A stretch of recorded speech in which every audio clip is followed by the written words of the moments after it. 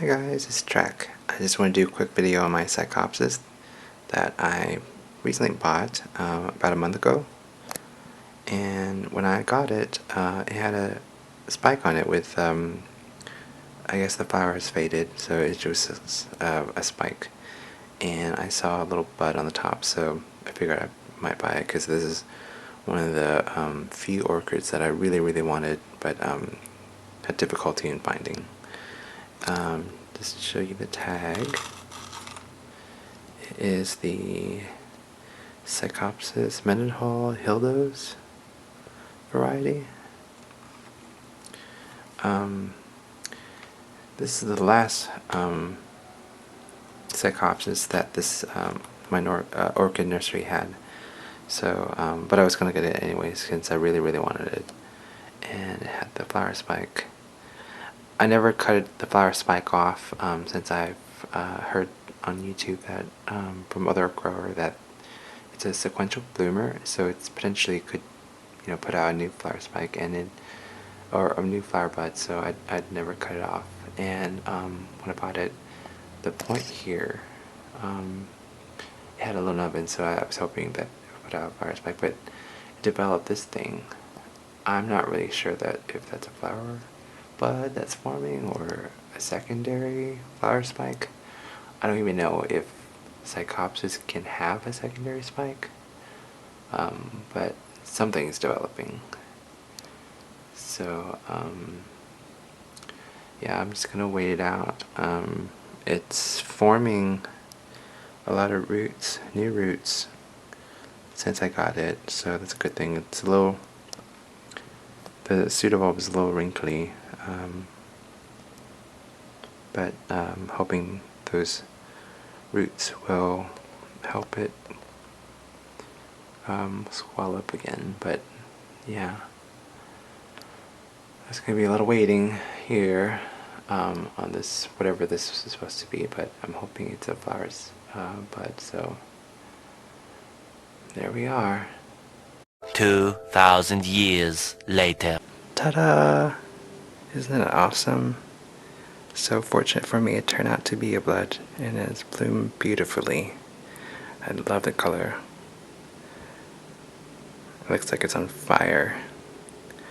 Now, I understand that this Psychopsis is also known as a butterfly orchid, but I really don't see it. If anything, it looks more like some sort of insect, but definitely not butterfly.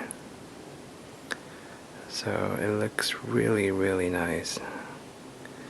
I am so glad that it decided to bloom for me. And check that out. There's a bud right behind it. So as soon as this one fades, it will bloom again, hopefully. But yeah, check out that marking. So when it first initially opened for me, it kind of looks like the reddish part looks really brown. I think it has lightened up in the past few days, but yeah, it's really cool.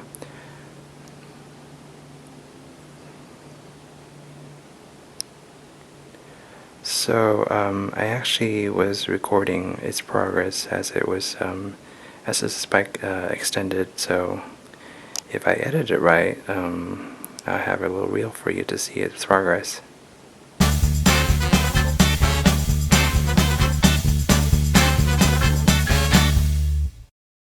Alright, so let me give you a look at the flower spike of how it is. So I guess it is possible for Psychopsis to develop a secondary spike. I guess especially if it allows its growing lead. I had to place it in this ceramic pot because it was so top heavy. But yep.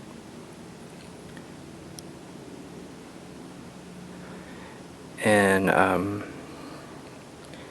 if you have a Psychopsis that's in bud, it takes quite a while for it to bloom from bud to the day that it opens up. I forget how many months I had to wait for this one, from the start of the nubbin there to all the way to blooming day. We're talking in the time frame of months, so just be patient.